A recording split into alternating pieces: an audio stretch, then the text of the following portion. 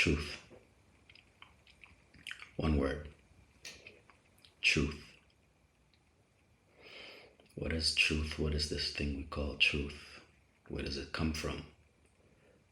Why is so much people fighting to get hold of it? Why do we wish to claim it for ourselves as if it's something that one can own?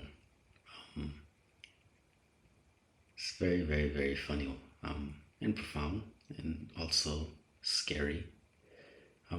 Truth is a lot of things, and the things we go around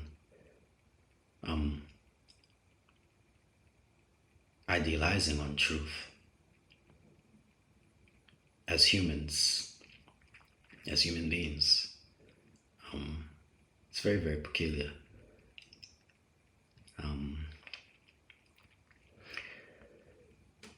But because truth is so hard to conceptualize, so you get this scenario where everyone is just making noise over something that does not even care if they see it in a certain way or not. Truth doesn't care how you see it. Truth is truth. It stays that way. Doesn't matter how you frame it. Truth remains truth. Obviously, there's contextual truth, and truth within a certain context and perspective. But that's a different story. That's perspectival truth. That's true within the domain of your personal experience or your context. For example, if you have experienced something harmful that someone has maybe done to you without the person even knowing, because you can inflict harm unknowingly, of course,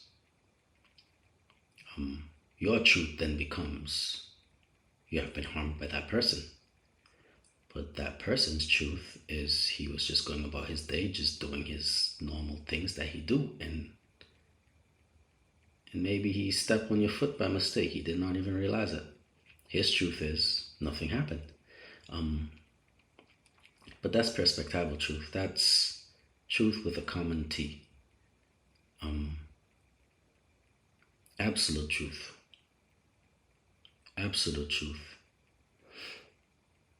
does not come in the form of ideas, beliefs, or even objects or events. History, that's still within a context. We like to think history is truth set in stone. No. History is just within our human context. Even history does not fit in the context of absolute universal truth. Universal truth goes outside the scope of ideas, thoughts, events, past events that's happened. You can't log and mark truth. Whenever you do that, it then starts to become something contextual. And absolute truth is not even something like stories, no. Absolute truth are one thing and one thing only. They are properties.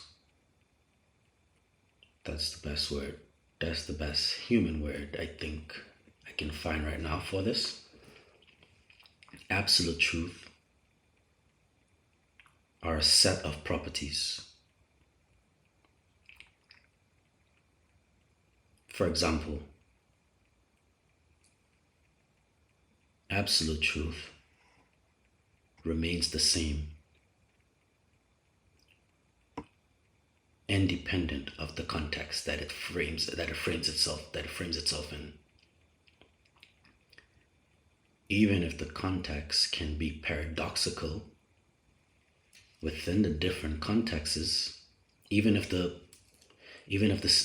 situation or the object or the idea might seem paradoxical within different contexts, if you compare the two contexts, you will see the commonalities that absolute truth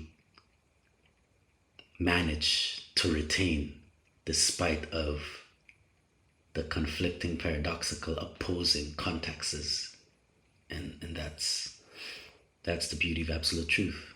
Absolute, that's what it means to be absolute. Never omnipresent. I don't want to use these mythical terms, these loose mythical terms, but what else is there? What else is there to describe something that you cannot even fit within the schemes of all of our human knowledge, sense making. But when we lose sight of truth, when we lose sight of what absolute truth is pointing to, what absolute truth is asking of us as humans, we find ourselves in a situation where everyone is just polarizing themselves and all fighting over what should be and what shouldn't be. Basically, everyone's trying to put ideas of what truth should be or shouldn't be, what should not happen or what should happen.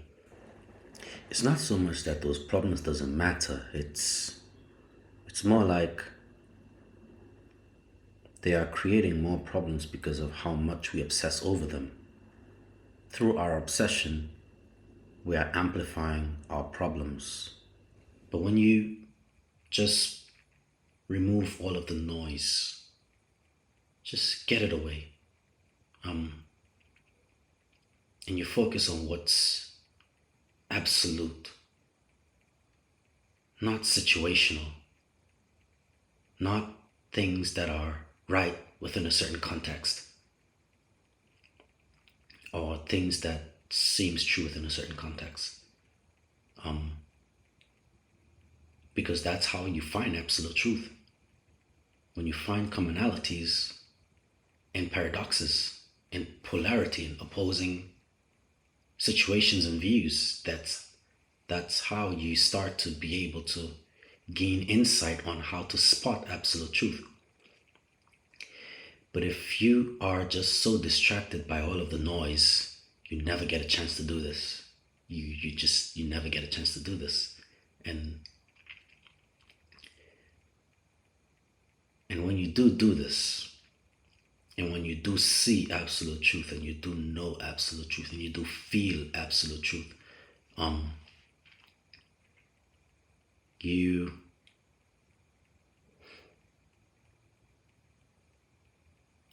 that thought slipped my mind.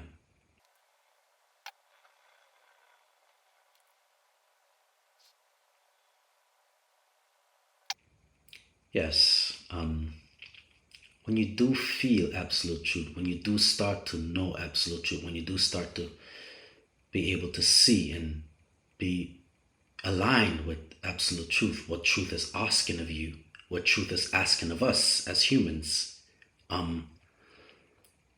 things start to become impersonal. Because that's what absolute truth asks of us.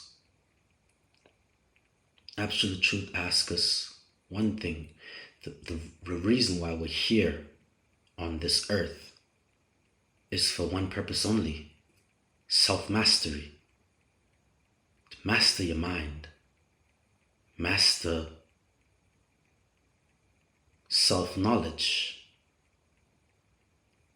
But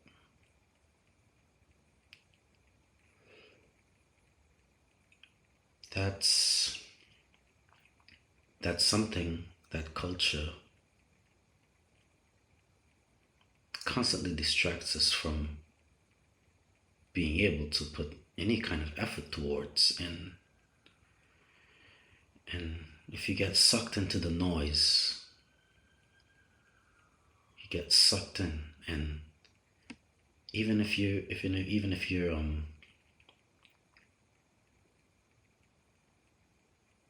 just being so preoccupied with modern responsibilities and such as an adult, that's enough to distract you from not doing the work to be more intimate and aligned with your personal truth, your absolute truth. So then, what do? We find a substitute. We find a substitute that then just echoes whatever we wanted to hear to begin with. And that's not coming from a place of discernment. It's coming from a place where you are just wanting reality to reflect your current state. And if reality is distracting you from, well, culture is distracting you from being aligned with your absolute truth, you're just gonna see things that are not absolute truth. And that's the reality of it all. That's where we're going in this modern era. But things can change. Things can change. It's never too late. It's a good idea to remain hopeful. Yeah. But this is what I've been thinking about, and this is the thoughts that matter, that is worth putting out there. But hey,